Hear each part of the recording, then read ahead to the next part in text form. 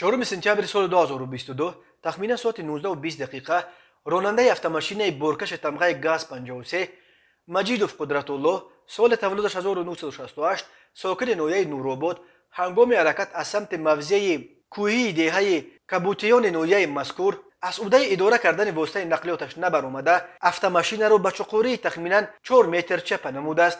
дар натиҷа мусофири автомашина Хурсол Умари Насимҷон соли таваллудаш 2016 дар ҷои ҳодиса ба ҳалокат расидааст. аз рӯи ин ҳодиса таҳқиқот идома дорад. ба шӯъбаи вазорати корҳои дохилаи як дар ноҳияи Фирдавсӣ бо аризаи зани 23 солаи сокини пойтахт муроҷиат намудааст ки зани 29 солаи сокини шаҳри Душанбе ки дар хонаи истиқоматиаш иҷоранишин мебошад бо роҳи пинҳонӣ аз хонаи истиқоматиаш 50 000 сомониро дуздида аз ҷои ҳодиса ғайб задааст.